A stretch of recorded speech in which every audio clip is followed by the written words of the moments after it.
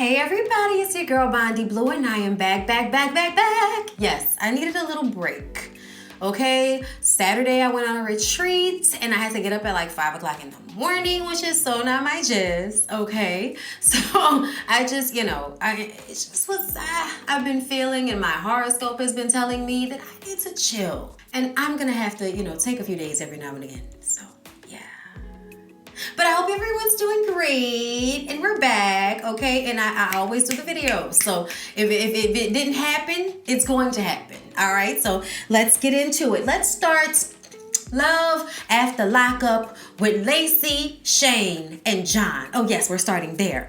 Shane joins them because John and Lacey are going back and forth at this point, and she's like, I just figured out how I feel about you, okay? I love you, but I'm not in love with you, okay? And I want to be with Shane. Like, this is what she's telling John, as John just came out of prison. And I just kind of feel like you are so lucky that he is able to restrain himself, because you were doing the absolute most. This was not the time or the place. I'm just saying, the parking lot across the street from the jail, you thought that was cool. That wasn't cool. This wasn't the time. This wasn't the place. And we are just so happy that Shane and John are both more mature than Lacey.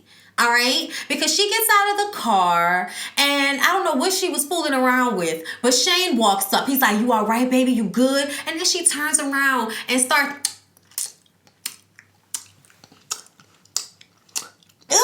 like, oh my God, it's just like when Angela and Tony make out. It disgusts me. Like, I just wasn't, you know what I'm saying? I'm sorry. I wasn't feeling it at all. I wasn't turned on by any of it. It sounded terrible. I wish someone would have turned the mics down. Y'all know y'all wrong for that. Why do we need to be subjected to this type of torture? I don't understand. But either way, while they're doing all of this kissing, John is running his mouth, okay? And John says, oh my God, look at homie's teeth. Once he had seen him, once their mouths separated for 5 minutes.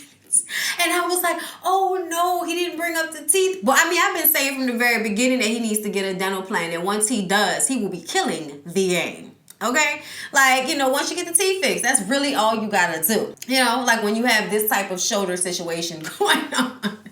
Okay? Look, it's just how I feel about it. Whatever. He looks good on camera when his mouth is closed. Okay? But Lacey goes over to John because he said this, and he's like, come get your... Shane has to go on the other side of the van and smoke a cigarette because this is stressing him out, because he wants to put them paws on him, but he can't because he don't want to go back to jail. They are outside of a jail.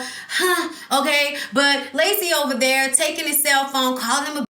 smacking him and all of this. Like, she was doing the absolute most. The way she feels so freely to put her hands on men, I just feel like you crazy. You crazy because you put your hands on these men like they're all there all the time. Like, something tells me that John has choked you out before, okay? And I feel like I can understand why he would, because you just feel like it's okay for you to just hit people like that. And I just felt like that was so unnecessary. So what? He called you. Like, you brought this to his day out of jail. Like, are you serious? And then he could have gotten arrested and put back in jail because you decided to put your hands on him. Like, that was just so immature to me. That was so stupid to me, okay? But either way, Shane and Lacey get in the van and drive off so they can go home. And John does his interview with the producers after, and he just says she'll be back and she'll get tired of him. And instead of being at the nail salon getting her nails done, she'll be at a hotel with me. I say, oh no, he ain't just tell a story like that. And something makes me think, based off of the previews, that's exactly what we're going to get from this garbage trash situation. You're going to go back and forth even though you said you were done. Because she goes home with Shane, they light a candle, okay, and then they sit back and discuss the situation. It's crazy. Whatever. Issue that you created, and you want to sit up there and act like it was all John's fault. Child, I don't have time for Lacey and her delusionalness. Like, I don't. But she asked for her ring back. He said, of course you can have your ring back. He still wants to marry her. I don't know whatever is in that snatch ground. Okay, it really got a hold of him. Okay, really got a hold on him. I just can't. Where are your kids, Lacey? Never mind. Angela and Tony. Angela and Tommy are at her place, drinking coffee, getting ready to go and pick up Tony from jail. Why does Tommy need to be there? I need to understand. I know Tommy wanted to be there, but I just don't understand why he wanted to be there. Like, does this really look like this was the time or the place for you? Like, you should have been there to stand in the background with your hands on your hips, all assertive, like, while the woman that you love and just proposed to stands about a yard away making out with a little hefty fella that just got out of jail. Because that's what happened, okay? They stood outside the jail, okay, after, of course, the drive there with him saying that he's definitely going to be grilling Tony. He's going to get some answers, okay? Because he feels like Tony is a hustle. He's been hustling Angela, and that's all he does is hustle. And let me tell y'all something. I think Tommy is absolutely right. Absolutely, positively correct in the way he sees Tony. And I'm going to tell y'all why in a second. Angela just wants to make sure that Tommy doesn't tell Tony that he proposed. And he's like, what do you think? I'm just going to blurt it out or something like that? Like, whatever. But your need to draw a wedge between them is why she had to make sure you knew. But Tommy seems like he's the type of person that is either waiting for you to get weak or hurt. Okay? And then he won't swoop in. Or he's playing a real long game and he's just waiting out all of these other people. But I just don't think it's going to happen. I think Tommy needs to go and find him a woman who will want to be into him, who will respect and want to spend time with him, and not have him trailing around with her while she chases another man. Because that's what you're doing right now. And I don't think that's cool for anybody involved. I don't think it's cool for you, Tommy. And I think that Angela knows you're into her and she uses you. And I think she's always known that. I think she's a user, which is why she's attracted to a user. Tony gets out of jail. They got to do the running hug. Don't hurt yourself. Okay? And they kiss for the longest time. And once again, oh my God, I have to sit through this. And Tommy's in the background just standing by the car with his hands on his hips watching. I'm like, oh my God, dude, isn't there something on your phone that you need to, like, what's happening here? He does say that he expected him to come out of jail all rough and rugged and, stuff like that. But that's not what it looks like at all. I said no. I said, because whatever Tony did, Tony has been able to get out of jail, without a scratch. All right? Tony looks very moisturized. Tony also looks like somebody has been giving him drugs the entire time he's been in jail. Okay, I'm just saying, y'all, Tony's high. They go to get steak dinner after Tommy and Tony are introduced to one another. Also, Tommy can get in the back seat. Last time I checked, Tommy was driving there. So how Tommy ended up in the back seat, child, I don't know. Okay, but whatever. I guess it's better to sit in the back seat than be a chauffeur. Okay. So they get to the restaurant and they getting these steaks, and it's very reminiscent of the first time they got out and she spent her money on that steak dinner and didn't get no beef. Okay. Anyway, by the time they sit down at this table, y'all, I don't know what did happen in the time between this man got out of jail and the time that they got to this restaurant, but his pupils were so dilated. I don't know if y'all saw that. His pupils were like they were open, which makes me think he was high. Okay? And he was sweating a little bit, which also made me think he was high. And he was way too calm for this type of situation. This dude is sitting across from you, questioning you about your life. Okay, he even asked him in the car, had he killed anybody? And Tony was like, I can't talk about that right now. I said, Tony, you have to be high. Because you got to know that you saying it like that makes us think that yes is the answer. When you say no, then you didn't kill anybody. But when you say I can't talk about that right now, that sounds like, it was a situation that had happened. Tommy expresses how insane he thinks Angela is to want to be in a relationship with someone she doesn't know, who has lied to her, betrayed her, and got himself put back in jail. Okay, he said, because I was the one that was with her while she was, going around looking for you. So I really want to make sure that you're not hustling my friend, because I think your whole life's a hustle. Okay, and Angela's like, yeah, I don't know if you're hustling me. Okay, but we don't know that. And it's like, Angela, please stop. Angela, please stop. Don't do this to us. Don't do this to yourself. Because you just sat up there and said how much he's a liar, and you left his stuff in front of jail and all of that the last time. And now you're here sitting up there acting like you don't know that he's a dog. You don't know that he's a liar, that he's a drug addict, obviously. Like, you sitting up here acting like you don't, like, all of this is his miss you now. Now that y'all are back together, I don't know if he's really going to mess over me. I don't know. Like, really? You don't know? You don't know. You don't know. His pupils are dilated. You don't know. Okay. Tony in the confessional talking about they gonna be together forever and everything. And I said, that look like a lie. You think you're a good liar, but that look like a lie. Tommy asked Tony, the next time you want to run off, can you please just do us a favor and break up with her instead of not telling her anything and just running off? And he says, I think I can agree to that. Also, very high. Okay, also very high in the way he was responding to all of this. They asked him about what he was doing when he ran off, and he was like, I'm gonna have to do some soul searching. What the hell does that mean? What does that mean? I'm sure they chopped and screwed this conversation up, but I was just so lost at that juncture. Like, what? That juncture. What are y'all saying? What are y'all saying to me, to us right now? I don't understand. What was Tony doing when he ran off? Who was he with? You said he was with a Michelle. What happened to all of that? Why don't we have answers and you out here making up, smacking the gums and old lady tongue with Tony the thick boy? Like, I don't understand. I don't have time for this. But yeah, y'all, that's their situation. They together now. Sure. Wigger, Alex, and Glorietta. Yes, that's what I'm calling him. Since he wants to be black so bad, it's Wigger Alex it is, okay?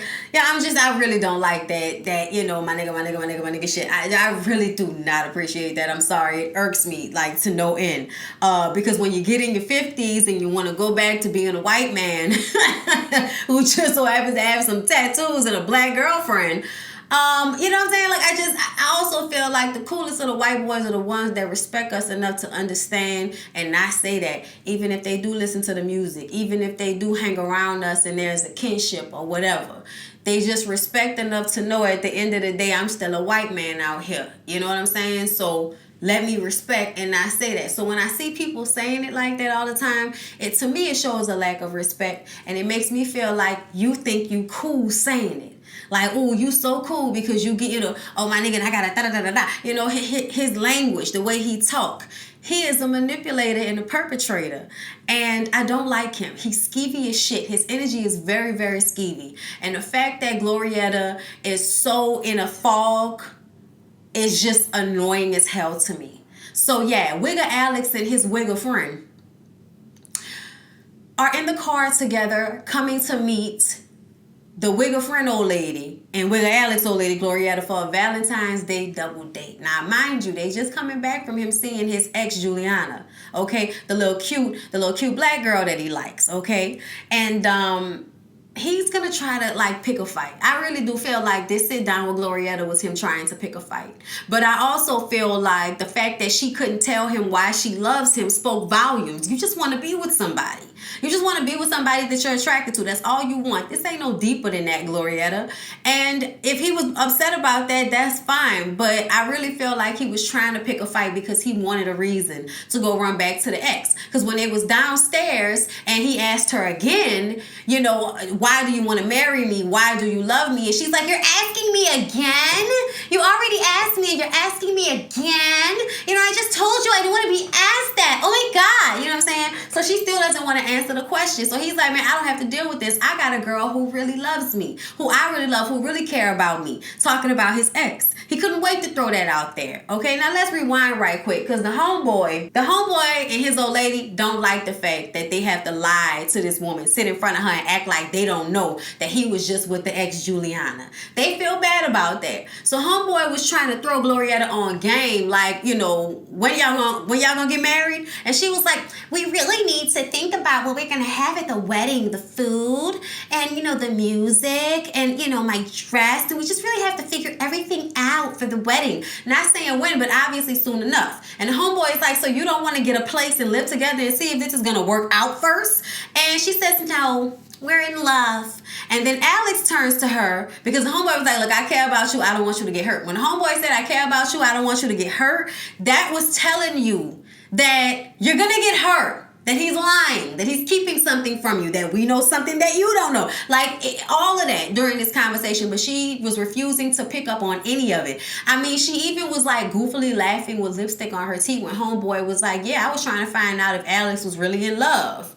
Like, she laughed. She thought that was funny. But Alex turns to her and says, you know, I really feel like we need to, you know, give it more time and we need to figure out how we're feeling about one another and we need to, you know, like really, you know, make sure our energies are them matching up and everything like that. And she like, why are you telling me this? And he was like, because that's how I feel. And that's when he asked her, you know, why you want to marry me? Why do you love me? And she was like, why are you trying to make Valentine's Day about something that it's not? And I'm like, the last time I checked, Valentine's Day is definitely about telling each other how you feel. I mean, me and my husband go into mushy land whenever we're sitting at a table with alcohol, let alone on Valentine's Day. Like for us, Valentine's Day is somewhat of a anniversary, because we made ourselves legit a relationship, a couple, on the Valentine's Day after we started dating, just to kind of, you know, this is the mark in the road, and that was the 3-month mark for me. Because ain't nobody out here just giving it up, you know, just like that. Now, we were friends, so there was a slip and a fall. But after that, it doesn't even really matter. Like, we knew each other for years, so, you know, it wasn't like he was a stranger. I feel like people who are out here, you know, trying to be with strangers need to give those situations a little bit more time, because you don't know them. Like, I'd been around him enough to know that he wasn't going to try to murder me in my sleep. So you should try to check on those things first, you know. Alex ends up getting in the car with the homeboy and his old lady and peeling off and leaving her on the sidewalk, you know, throwing flowers and chocolates and stuff. I was like, girl, why you throw the chocolate? Could have went home and ate that, or at least picked it apart and found the good ones and threw away the bad ones. Lizzie and Daniel. Y'all, I'm actually liking Lizzie and Daniel. I do think that, you know, they're not as bad as they look sometimes. And now that Daniel has been out of jail for a while now, and he's getting himself together, getting acclimated to being in a relationship with Lizzie, like, I really feel like they must have felt something very strong about each other when they first met for them to still be like this with one another at this point. Even though they've had these little arguments and these little situations, that's to be expected, you know, considering the circumstances. But I'm really hoping that they, you know, make it last forever. I really do, because I like them. And I think he's sweet, and I think she's good for him. You know what I'm saying? So he got her a Paris-themed hotel room. And I don't know why he had to blindfold her the whole way. Like, she could have definitely gotten herself into the car, seeing as though there's snow and ice all over the ground. It probably would have been a better situation had she walked herself out and then in the car you blindfolded her, but we'll let it go. Yeah, so they get to the hotel and he stands her in the middle of the room. She still has no idea what's going on. She can't see anything. He takes off the blindfold, and it's this Parisian themed room. And there's a Eiffel Tower shower and a tub in the middle of the room. There's a fountain. They have like all of these murals of like flowers and you know, gardens on the walls. It's really cute. It's tacky, but it's really, really cute. I'm just saying, like, it's super cute though. And I thought it was sweet. And I thought it was cray-cray adorbs that he chose that time to propose to her. I'm going to ignore the fact that his mother bought her the ring.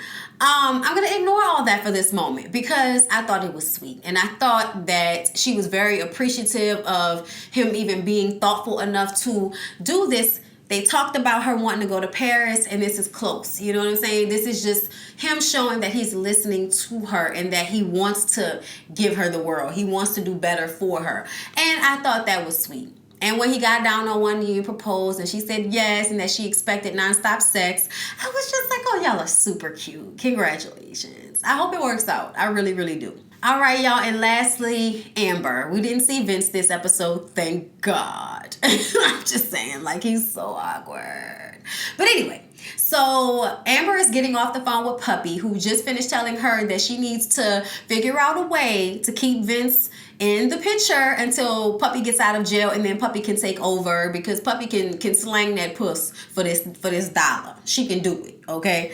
Amber, on the other hand, it is not so easy for her. She sells drugs, okay? She's a hustler. I promise you, this girl probably has not, you know, sold her body like that, because the fact that she can't even do it with him just shows that she probably wasn't ever selling her body for money. I'm just saying. Puppy, on the other hand, Puppy sounds like it's something she's been through before. But either way, Kathy comes down as Puppy's mom. And Kathy's like, what's going on? I really wish that Kathy would stop smoking cigarettes, because, like, I don't know how people think they're not going to get lung cancer. I really don't.